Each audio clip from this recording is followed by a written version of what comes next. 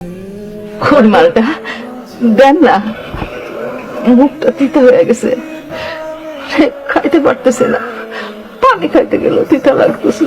তোমার মালটা আমি আনছি। কই মালটা দেন।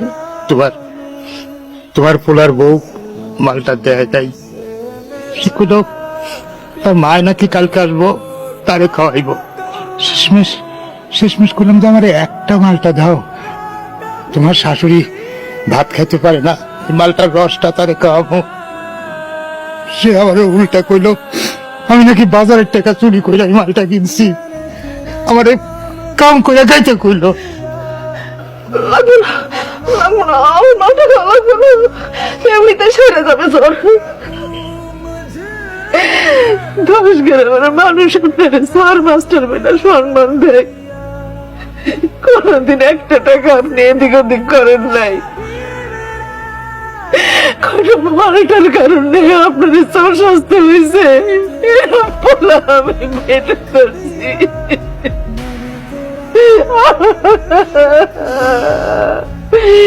নিজের সকালে কোনদিন আমরা পূরণ করতে যাই নাই, ভাবছি পোলা পড়াশোনা করে মানুষের মধ্যে মানুষ হবে, চাকরি বাকরি করবো, তখন আমাদের সব পূরণ করবো। কিন্তু পোলা বড় হয়েছে, ভালো চাকরিও করতেছে, কিন্তু সকালে তো দূরের কথা, 3 বেলা 3 মুঠো খাওয়ার জন্য যে কথা শুনতে হয়। আল্লাহ আল্লাহ রে,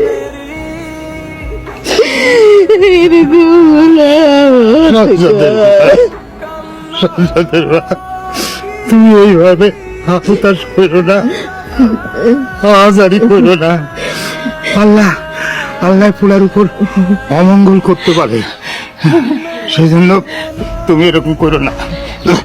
আল্লাহর কাছে দোয়া করো, আল্লাহ যেন আমার ফুলাগো হেদায়েত করে। দেখো আমার বিশ্বাস একদিন তার হুঁশ ফিরবই, চিন্তা করো না, আল্লাহর কাছে দোয়া করো, আল্লাহ যেন আমার ফুলারে হেদায়েত করে। আল্লাহ এই যে একটু আর ওষুধ দাও, থাকো আমি দেখি। কই যেতেছেন আপনি? একটু বাজারে যাই। এখন নাইলেন বাজার থেকে, এখন আবার বাজারে যাবেন? বাজার তো অনেক দূর। দেখি যাই, কটা লেবু পাই কিনা দেখি। ওই তুমি যদি পানির সাথে লেবুর রসটা মিশায় খাও, তাও একটু উপকার হইব। আমি যাই। লাগবো না, আমার লেবু খাওয়া লাগবো না, এত কষ্ট করার দরকার নেই আপনার। বাজার অনেক দূর, আপনার যাইতে কষ্ট হইব। আপনি আমার কথা শুনেন, আমি যাই। আমার লাগবো না, আমার লাগবো